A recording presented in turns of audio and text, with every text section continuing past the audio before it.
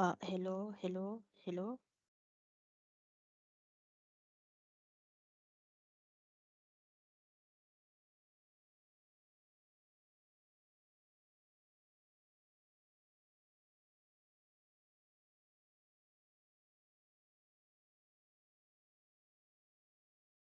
Hmm.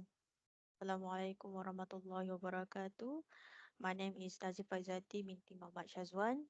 Matric number G2315066.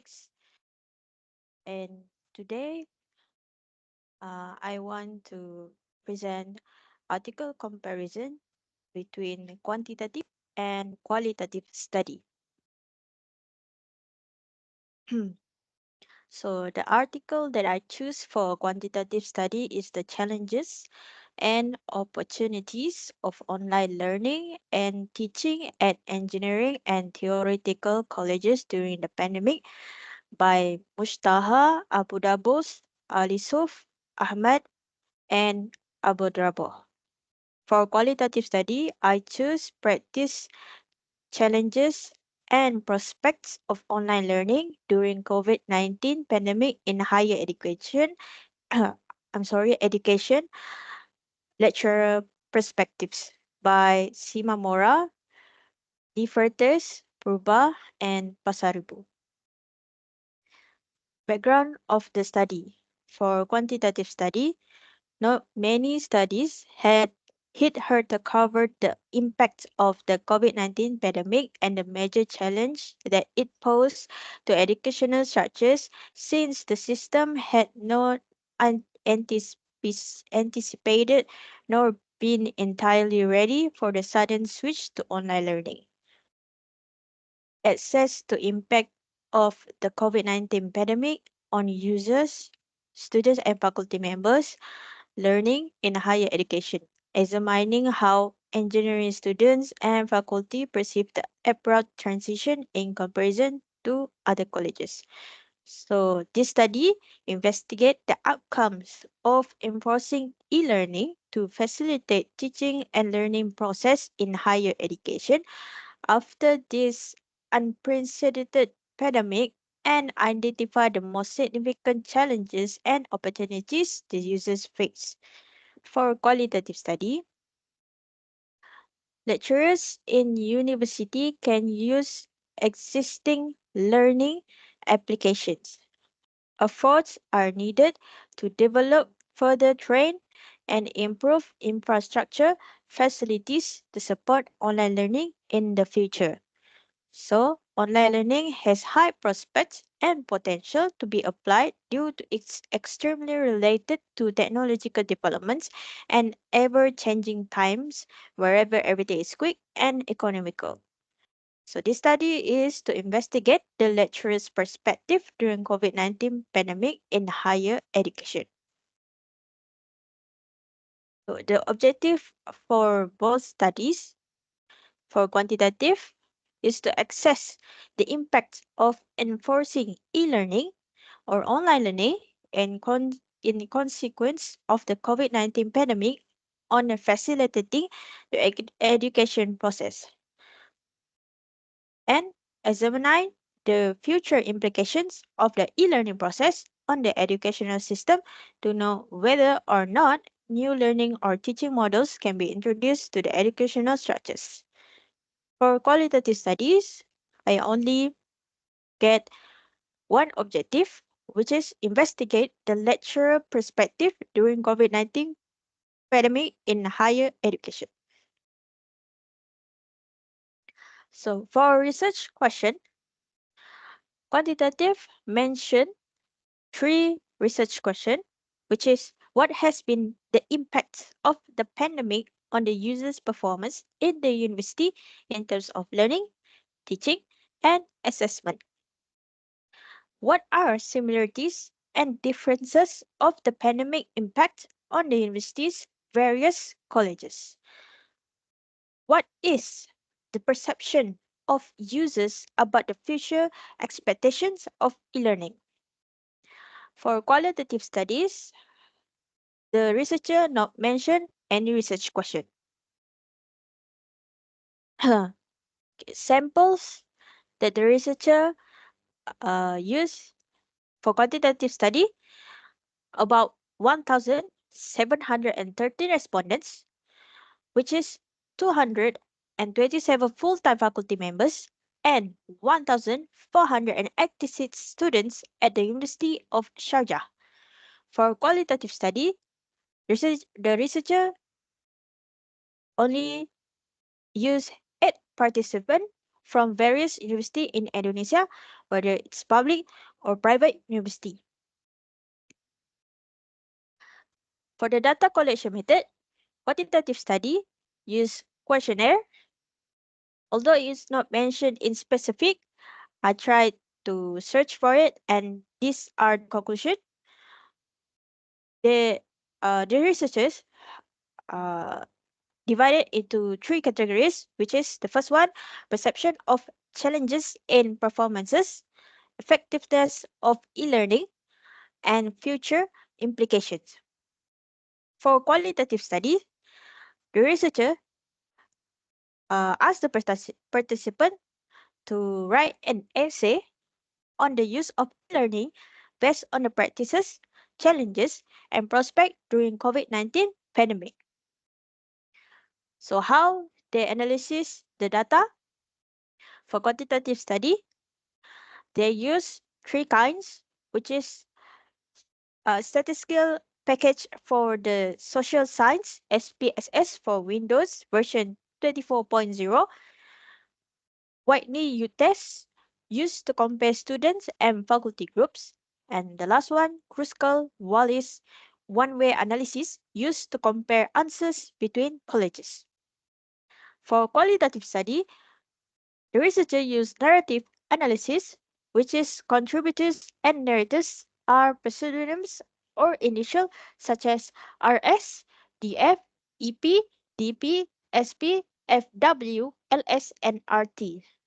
So the figure shows how the researcher uh, analyzes the data.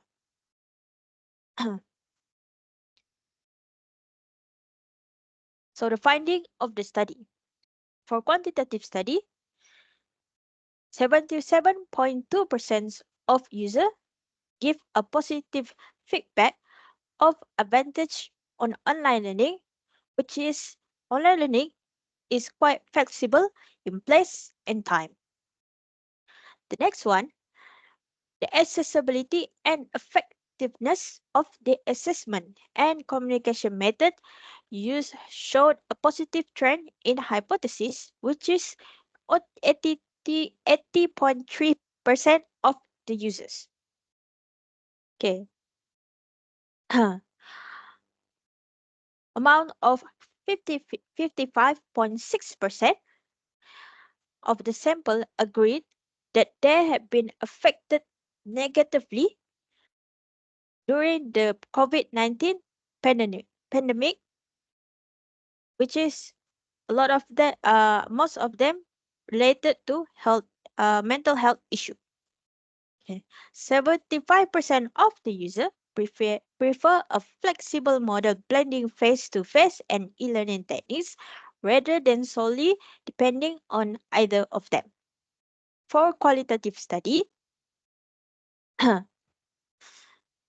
there are 8 participants, which is uh, divided into 3 subtopics or main point, which is the practices, the challenges, and prospect. I only show 2 because there is actually a lot of findings for these studies. So for lecture 1, mention practices whereas anyone can learn according to their desire and online learning provides fast delivery lesson. Challenges that lecture 1 uh, stated, which is flat and boring with the text being read endlessly and there is no meaningful interactivity and lack of building relevance of content between instructor and students. And for prospect, whereas creates a dynamic learning system, and the Internet of Things has accelerated learning.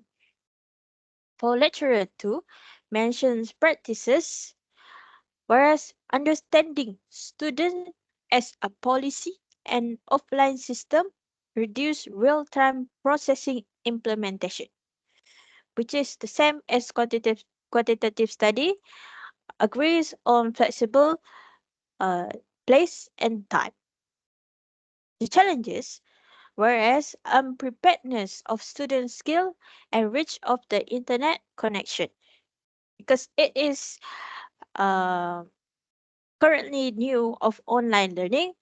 Some of students didn't know how to apply the application to use for study. And the last one, prospect, whereas potential strategies for sustainable education and regular administrative issues.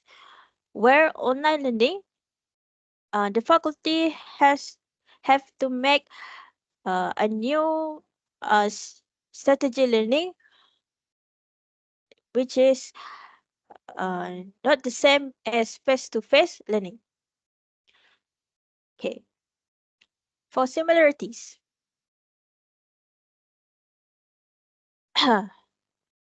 both studies focuses on challenges of online learning during the COVID-19. Both studies also conduct in tertiary education. And the last one, both studies ensure online learning can be continued even after pandemic, which is a blended learning between face-to-face and online learning. So the difference scope of studies. For quantitative studies, the issues focuses of challenges on opportunities of online learning after the pandemic. For qualitative study, the issues focus on lecturers' opinion on online learning during the pandemic.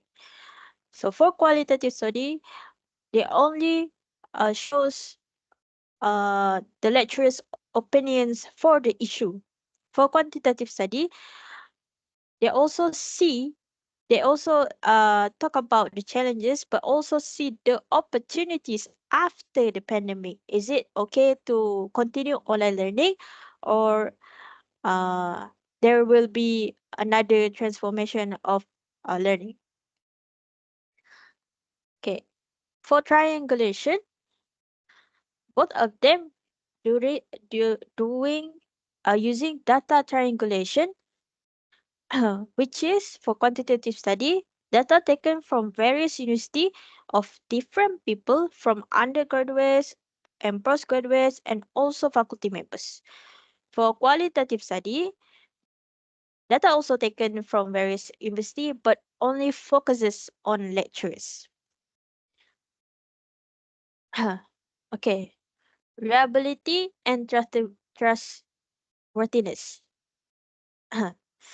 For quantitative study, a pilot study sent to a limited number of faculty members and students was conducted to test the survey's questions, reliability, transparency, and rationality, and get responses to the design and deal with any queries before distributing the survey to the entire university. Okay. Sample size used for these studies is William Cochrane. For qualitative study, there is no practice interview stated. The difference of research question and hypothesis. For quantitative study, they stated the research question and it was clear and relevant to the objective of the study. For qualitative study, they not stated the research question,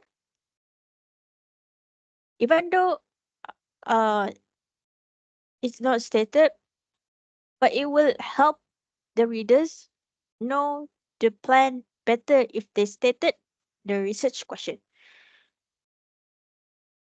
So, researchers' role. For quantitative study, the researcher acts as data analyst to collect data using standardized procedures and instrument that allows for easy comparison. Thus, researcher involves indirectly towards the participants. So for quantitative, they only plays with number, hypothesis, and analysis of the number in the data only. So there's no direct involved with the participants. For qualitative study, Dan Sutton and Zubin Austin, 2015, stated the role for qualitative researcher is to attempt thought and feeling of study participant, which is this, stated on the title of the study itself, opinion of the lecturer. So there's a direct contact between the researcher and also the participant. Conclusion. Quantitative research suitable to collect data via numerical that can identify patterns of a problem. The study used huge number of participants to ensure the reliability of the study. Thus, the researcher know the challenges and opportunities that chosen by analysis. Quantitative studies focuses on the number, which is the higher the number of participant or sample, the higher the reliability. For qualitative study can be used if the researcher wants to collect opinion of participant, especially investigating a detailed description. In this study, the researchers show every narrative analysis of participant and drive a conclusion. It also helps the researcher get idea from the participant to achieve the objectives. So this is the reference from both of the study, and thank you very much.